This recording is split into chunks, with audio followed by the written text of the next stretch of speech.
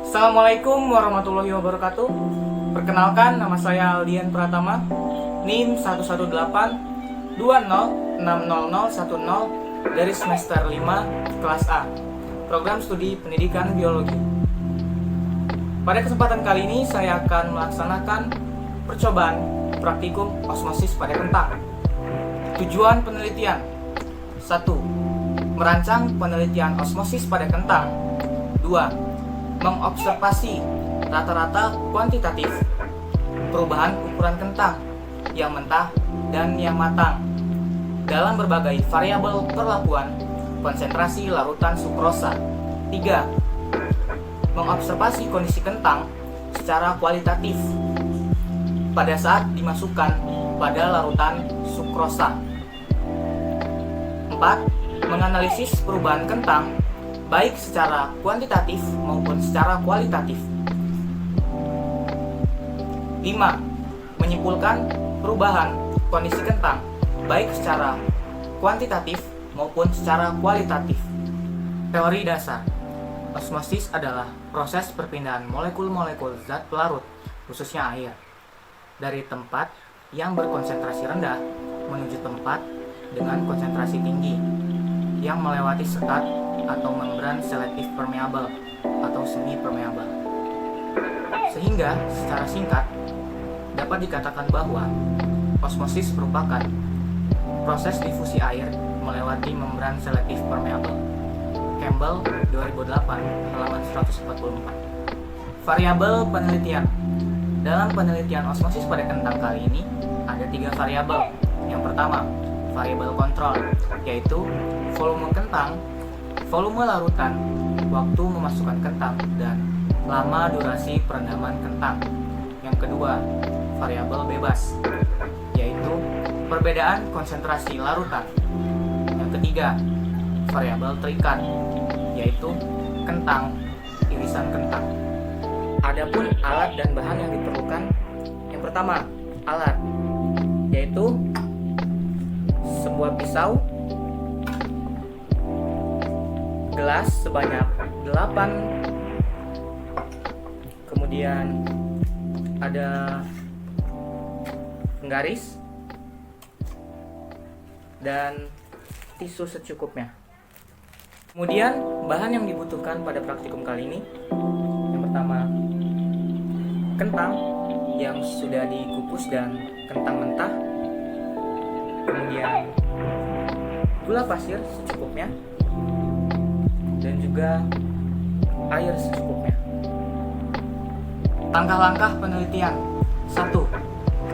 Buatlah irisan kentang baik mentah dan kukus yang sudah dikupas. Bentuk balok dengan masing-masing 3 irisan dengan bentuk ukuran yang sama.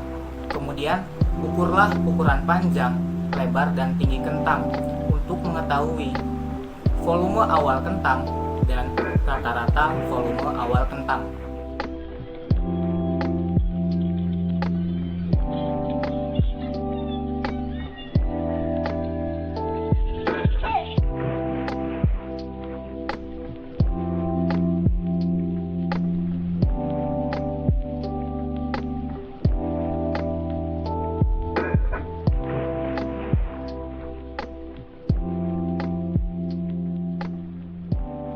Kedua, buatlah larutan sukrosa 10%, 20%, 30%, dan 100 ml air. Kemudian, buatlah larutan dan air biasa yang tadi untuk 4 gelas yang lain.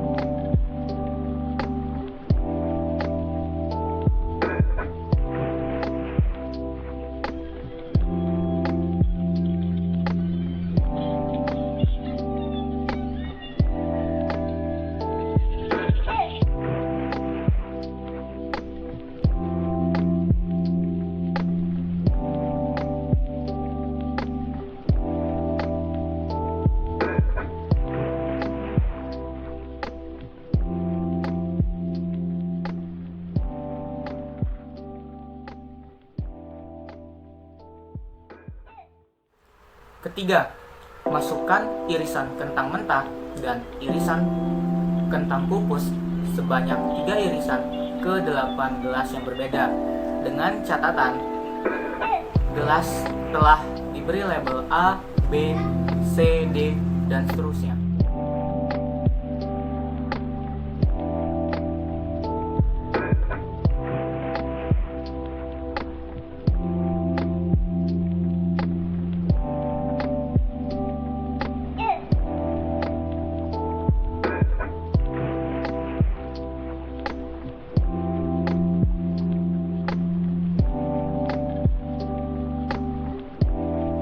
Keempat, amati setiap irisan kentang dalam gelas dalam 3 kondisi berbeda untuk data kualitatif, antara lain: pada awal dimasukkan kentang, setelah 30 menit direndam, dan setelah 60 menit direndam, atau sesaat sebelum kentang diangkat.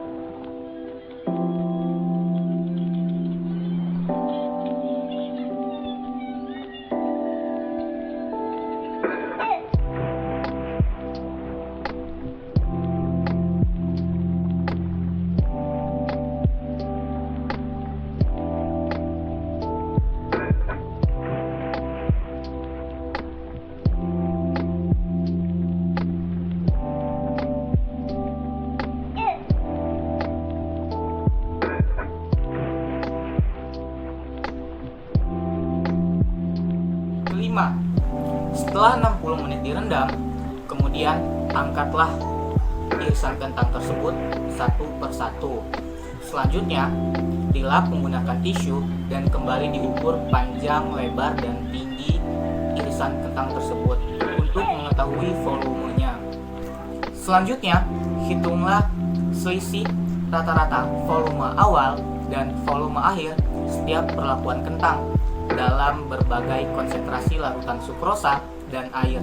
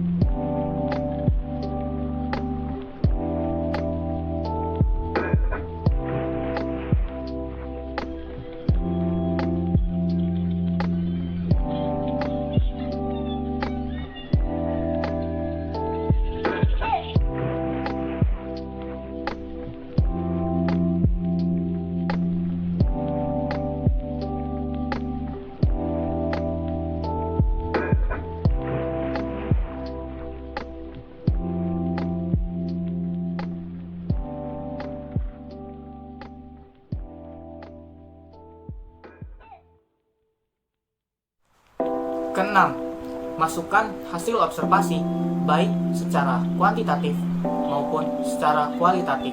Hasil dan pembahasan. 1. Hasil pengamatan kuantitatif. A. Kentang kukus. Tabel 1.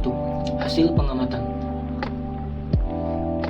Dapat dilihat dari hasil pengamatan pada kentang kukus ini, dan dapat dilihat bahwasannya kentang kukus yang direndam dalam larutan sukrosa 10%, 20%, dan 30% ukurannya menyusut. Hal ini dikarenakan air dalam sel kentang berosmosis ke dalam larutan sukrosa. Maka dari itu, sel kentang tersebut mengalami penyusutan, sehingga volume dari kentang tersebut berkurang dan tekstur kentang menjadi agak lembek pada larutan sukrosa 10%, sementara tekstur lembek pada larutan sukrosa 20 dan 30%. Sedangkan kentang kukus yang direndam pada air biasa sebanyak 100 ml mengalami penambahan volume. Hal ini dikarenakan air masuk ke dalam sel-sel kentang. Masuknya air pada sel-sel kentang tersebut dalam keadaan tekanan turgor tinggi. Hal inilah yang membuat volume kentang makin bertambah dan teksturnya menjadi agak keras. Berikutnya, B. Kentang mentah.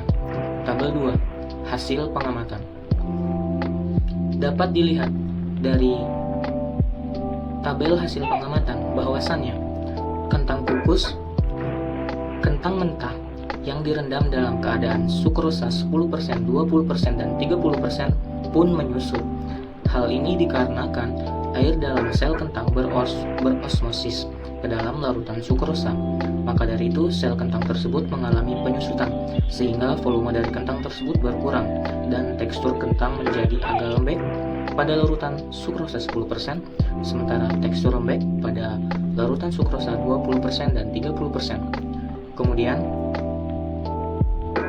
kentang mentah yang direndam pada air biasa sebanyak 100 ml mengalami penambahan volume. Hal ini dikarenakan air masuk ke dalam sel-sel kentang. Masuknya air pada sel-sel kentang tersebut dalam keadaan tekanan turgor tinggi. Hal inilah yang membuat volume kentang makin bertambah dan teksturnya menjadi agak keras. 2. Hasil pengamatan kualitatif. A. Kentang kukus, tabel 3 hasil pengamatan.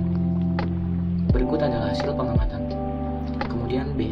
Kentang mentah, tabel 4 hasil pengamatan.